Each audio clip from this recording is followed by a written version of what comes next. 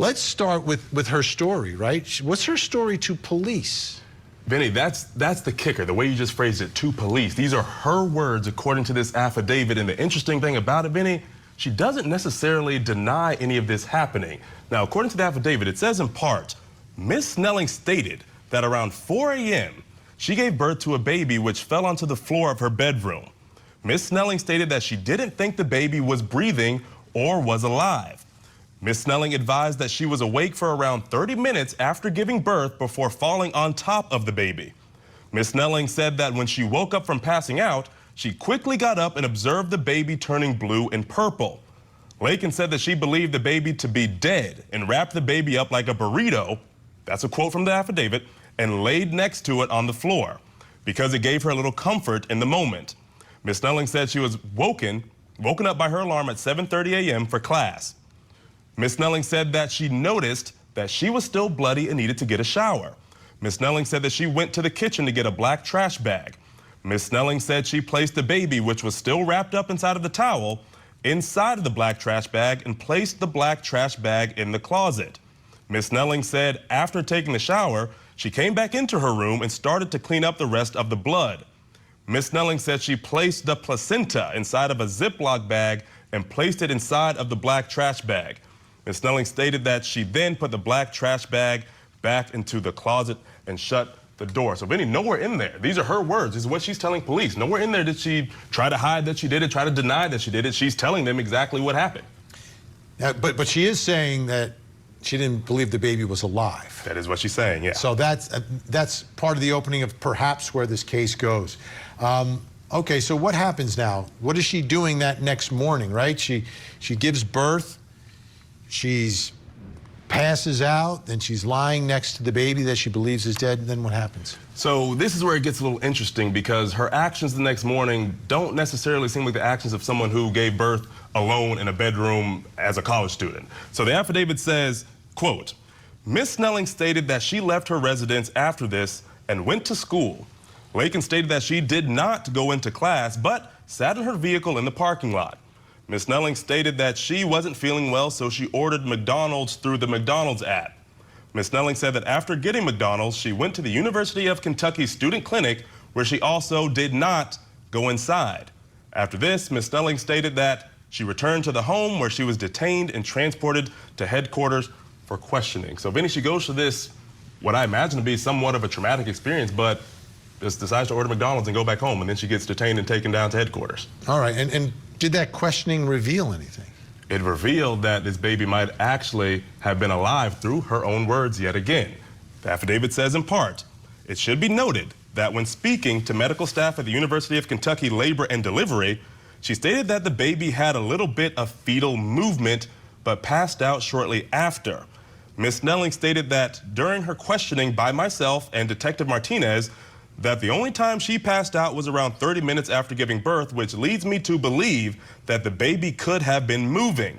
Ms. Snelling also told medical staff that the baby made a, quote, whimper, and that she, quote, guessed the baby was alive. A search warrant of Ms. Snelling's phone resulted in locating several searches, including different things pertaining to pregnancy and different hashtags for different weeks of being pregnant on social media. So on one hand, she thinks it's dead, then she gets down to headquarters, and it's as if she might have thought it was alive. Right, the baby's moving, making noise, and also, this isn't a case, because sometimes there have been cases like this where someone doesn't know they're pregnant. There's evidence from her phone that she knew that she was pregnant. We just don't know if she was telling other people. That's exactly right. All right, Cody's going to stick around. Let's bring in our think tank. Joining us tonight, former federal prosecutor, president of the West Coast Trial Lawyers, Nima Rahmani, trial attorney, fellow of the American College of Trial Lawyers, and Bremner, and criminal defense attorney Eklund Mercy. Great to see everyone tonight. Nima, you're a prosecutor here. Looking at this case, what strikes you about the inconsistent statements about whether or not that child was or was not alive, or whether she thought the child was or was not alive? Well, Vinny, that's the key question here, right? You know, the defense is going to argue that this baby was stillborn and was not alive when delivered. Obviously, that reduces the exposure because then you're talking about, you know, not reporting the birth of a a baby or a stillborn baby or abuse of a corpse or those types of offenses, which are a lot less serious than homicide or even manslaughter. So that's going to be the key question in the case. And like you said, Snelling has made some pretty damning admissions about the baby's movement, about the whimper, and then her passing out and waking up half an hour, and then it was dead. So the fact that the child was delivered alive by the mother's own admissions, that's going to be everything in the case. And like you said, she can't deny that she knew she was pregnant because of all the social media posts, holding her belly. I mean, we've all seen that on Instagram and other sites. And Bremner, what are your thoughts about why? How important is that question as to why she did what she's accused of doing here with this baby? You know, what's going on in her life, the motivation behind it? I mean, Vinny, that's the absolute key question here. I mean, she's going to say that a baby would ruin her life, ruin her relationship. You know, she's of that age. She's not in high school, but she's pretty new into college. And she definitely didn't want to have the baby. And she may be saying that the baby was alive and died and there's nothing she could do about it. I mean, she's trying to excuse herself, but she knows, you know, she's got the guilty consciousness there of putting that baby in the closet and wrapping the baby up like a burrito. It's just horrific. But the why is huge. It's just huge. And I can imagine it's one of the things I just mentioned. Eklund, as I look at this defendant in court, it's either extremely evil behavior in this case in taking the life of this newborn, or there's something terribly wrong with her. How do we figure that out? She's a child, and a child, so essentially she's a baby. They did baby making things, and she brought a baby into this world. Unfortunately, in Kentucky, there's near total abortion. You know, there's a near total abortion ban. So she wouldn't have been able to get an abortion even if she wanted to. So she's a child and she's in college and she has parents and she is scared. The amount of clients I have and how their cases will compound because of fear and what they'll do to not have their parents know, the amount of disassociation children will do to make sure that their parents won't know, you'd be surprised. So you have, and then we can add sex, there is no sex education now. She's a child.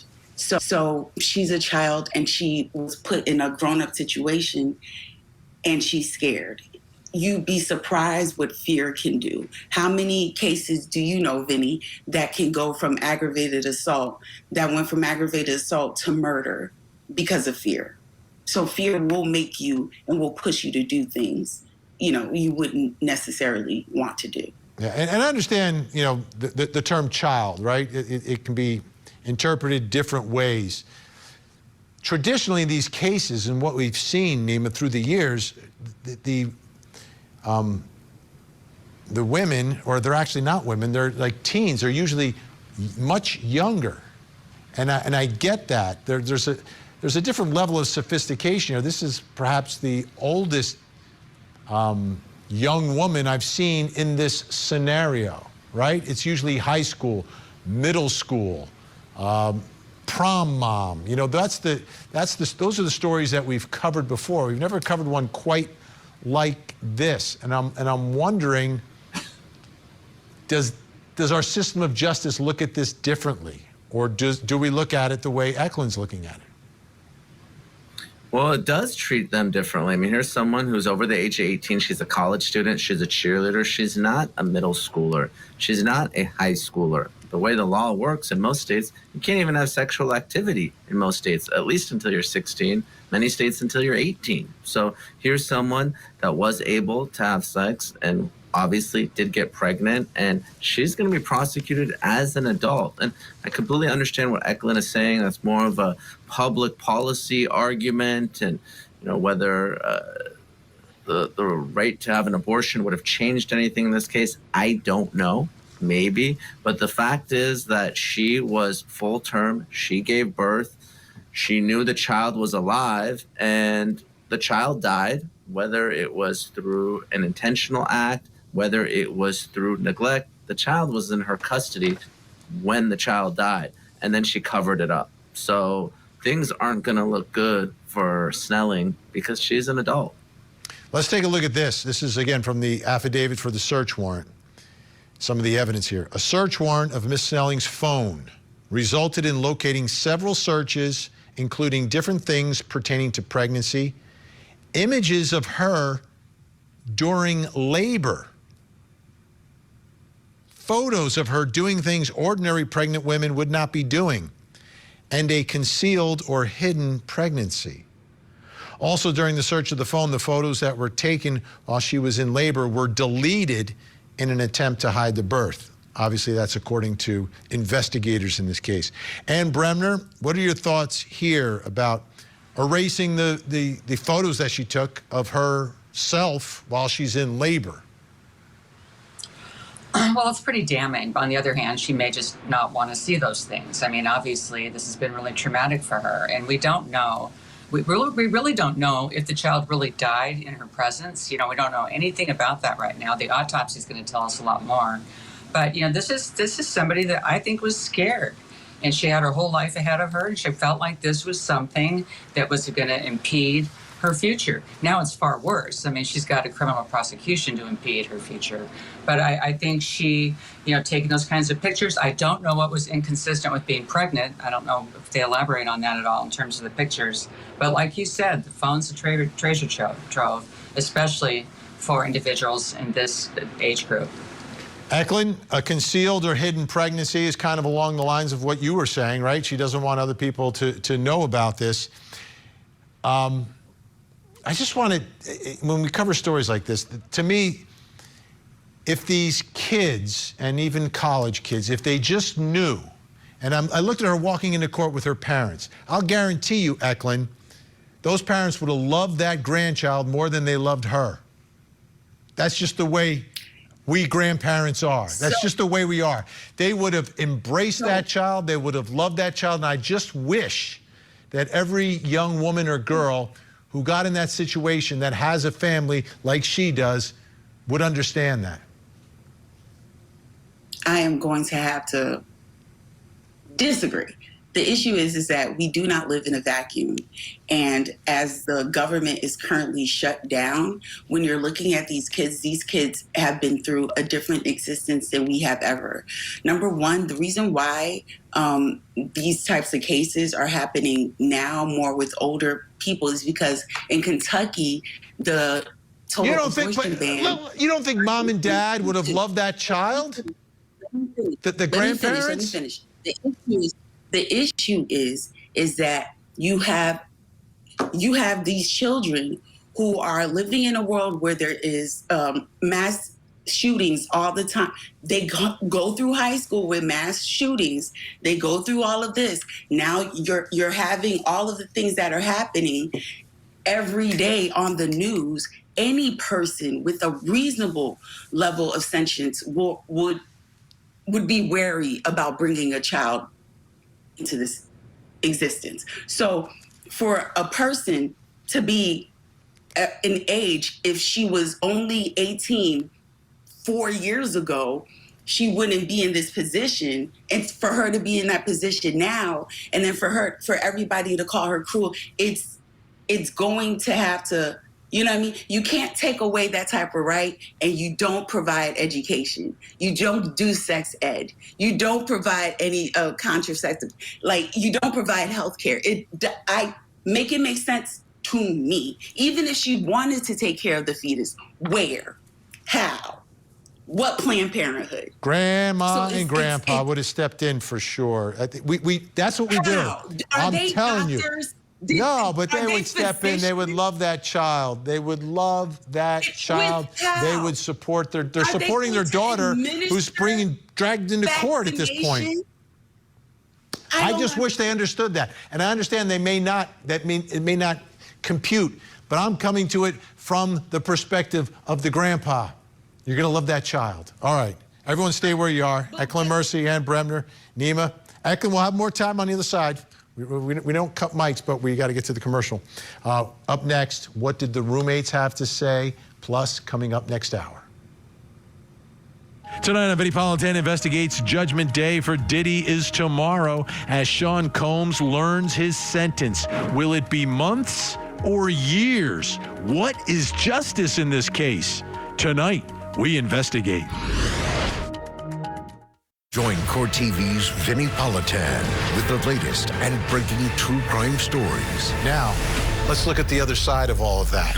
Vinnie Politan Investigates tonight, 9/8 Central, only on Court TV. 4 dead students. None of it seemed to make any sense. He was evil. What devastation. All I could do was scream. Victim to Verdict with Ted Rowlands. New episode Saturday night, 8 Eastern and Pacific. Only on Court TV. Good morning, ma'am. You were Laken Snelling? Okay. Yes, sir. Yeah, I work Barry Wages, the grand jury, the county attorney's office, it's this legal case, so I'll do stuff right now. Okay. Ms. Snelling, you just heard your attorney state that it's your desire to waive this matter to the Fayette County grand jury. You understood you got a right to have a preliminary hearing this morning, but it is your desire to waive this matter at this time? Yes. Okay. I know that you have posted in electronic monitoring, residing with parents, all of that still in place, correct? Okay, all right. Thank you. Thank you, Your Honor. It was a brief appearance in court, but that was Laken Snelling being brought in. She's out on bond. She's not locked up. And the investigation is continuing, still waiting for those autopsy results. And there you see her walking out, and she's got the support of the folks in her family. Let's bring back in Court TV field reporter Cody Thomas with more on this. Let's talk about the roommates, right? And the house. They're not living in a dorm, right? They're living in a house. Off-campus housing, University of Kentucky. And naturally, as college roommates are, I'd imagine you're pretty close. They have the Snapchat group message, the group text going on, checking in with each other. This particular night, the roommates had suspicions because they heard a bunch of loud noises, given, she's giving birth in the room next to them. So the affidavit says in part, in the 4 a.m. hour of August 27th, one of the roommates sent a message in the group chat stating she heard loud noises that sounded like something had fallen.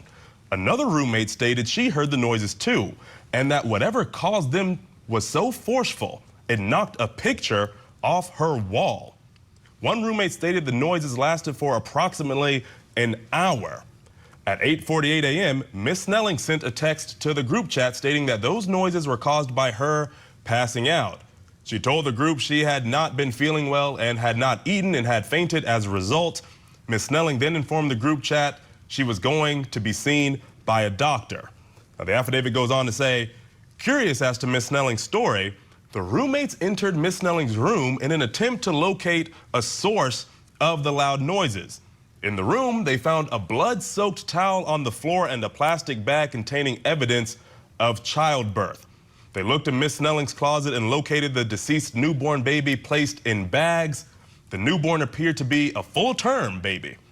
Ms. Hamilton, that's one of the roommates, Erin Hamilton, Ms. Hamilton told me that all the occupants of the residence had suspicions that Ms. Snelling was pregnant, but never confirmed it with her. Wow. So, that's not one of those things you really want to ask. Maybe it's none of their business to ask, what do you got going on? Right, but she's pregnant. She's carrying a child. These are her roommates, her friends, and I guess they didn't know. So she was hiding it from at least her roommates. At least those two roommates. Yeah, they suspected it, but she never said, oh, I'm pregnant, I'm going to have a child.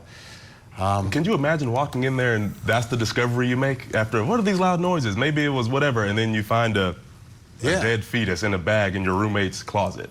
It's unreal. But they said the noises lasted for like an hour. Right. So it was not just like a thump of someone fainting. There was something else going on, which is, I guess, why they went in there. All right, thanks so much, Cody. Let's bring back in our think tank, still with me, Nima Rahmani and Bremner, Eklund, Mercy. And this situation it's curious. So it seems to a certain extent this is a hidden pregnancy. How does that play into the case against her? Well, I think it plays in a huge way in the case against her. She's trying to hide it, and that includes, having the child die, and that she doesn't want to get any help for the child. She wants to have childbirth by herself without any medical intervention, and not even telling her roommates or anybody else. I don't even know if her family knew. I bet they didn't. And so it plays against her, I think, in a huge way, because she's trying to hide the evidence of this child in every way she can, including after the child was born.